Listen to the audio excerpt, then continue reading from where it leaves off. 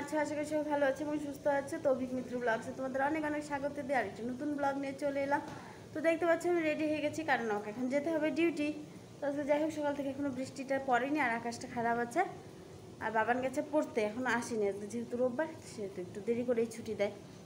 তো খাওয়া দাওয়া এখনও হয়নি, কারোরই হয়নি। আর তো রান্নাটা হয়ে গেছে। চলো, কি রান্না হলো। রান্নাটা হলো মাছের ঝোল আর আলু করলা ভাজি, এই হলো রান্না। তো চলো, রান্না কমপ্লিট।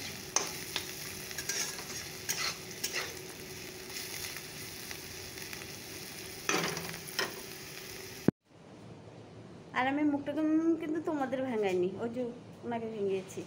তো যাই হোক, চলো বেরিয়ে যাই ডিউটির জন্য। বাবা নাইলে একসাথে খাওয়া যাবে। আর কি বলবো, আর লাঞ্চে আজকে অনেকগুলো জামা কাপড় কাচবে, এটাই ভেবে রেখেছি, জানি না কী হবে। তো চলো আগে ডিউটিতে যাই, পরে দেখা যাচ্ছে। চলে এলাম লাঞ্চে। দেখো আজকে অনেকগুলো জামা কাপড় কাছাকাছি করার জন্য নিয়েছি, আজকে সানডে তো কাছাকাছি তো হবেই। তো দেখো কতগুলো নিয়ে নিয়েছি, জানি না কখন দেবো, আরও ভেজানো আছে। তো চলো এই জামা কাপড়গুলো ভিজিয়ে কেচে নেই, বাসনগুলো মেজে নেই। তো বাসনগুলো ভেজে নেই, জামা কাপড়গুলো ভিজে নিই, কাজগুলো শেষ করি, পরে কথা হচ্ছে, যদি সময় থাকে তো। আরও কাচতে হতো, বাট একসাথে এতগুলো নিলে আমি টাইমে পেরে উঠবো না, আরও ভেজানো আছে। তো এগুলোই আগে কেচে নিই। আর মেলারও জায়গা থাকে না, আর হলো রোদও তেমন নেই। তো অনেকটা কাজ করতে গেলে সব কিছু ভাবনা চিন্তা করে তারপরেই করতে হয়, বলো। তো রাখছি, পরে কথা হচ্ছে, আগে কাজগুলো করে নিই, 1 ঘন্টা তো। ডিউটি থেকে এসে সন্ধ্যা নিয়ে না, ফার্স্ট জামা কাপড়গুলো উঠিয়ে নিলাম, আস্তে আস্তে 6টা হয়ে গেছে।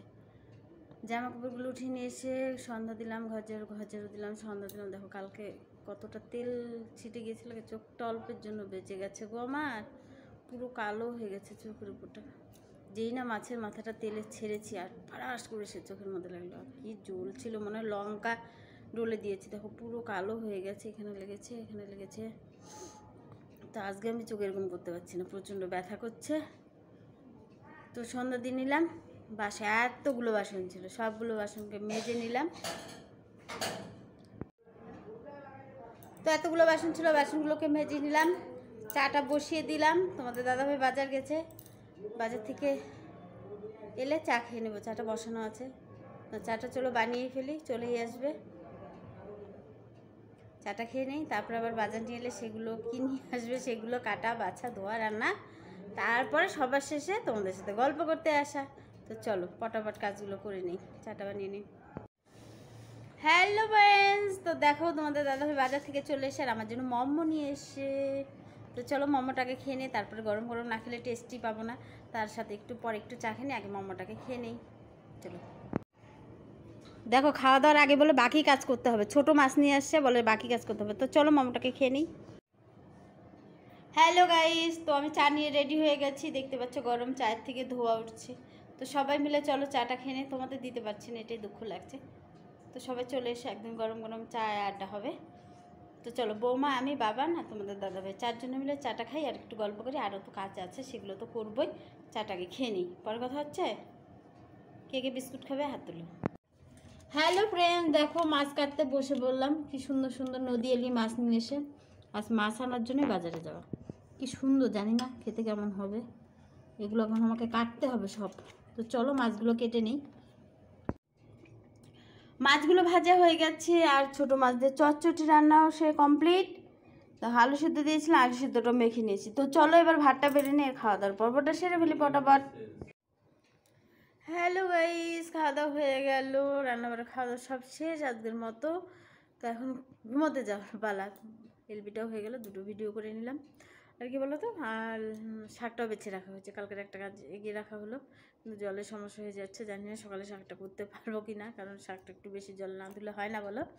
আর জলের খুব আজকে সমস্যা দেখা দিচ্ছে। বাবা এখানে মশা খেয়েছে নাকি, লাল হয়ে গেল।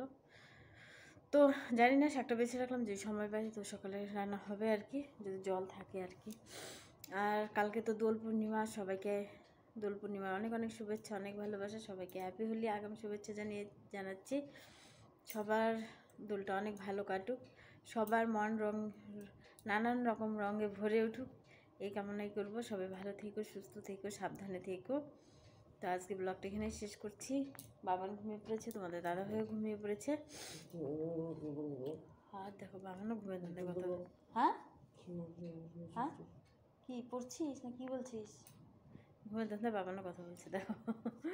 যে যাই হোক, গুড নাইট, সবাই ভালো থেকো, টাটা। কালকে আবার সবার সাথে দেখা হচ্ছে আরেকটা নতুন ব্লগ নিয়ে।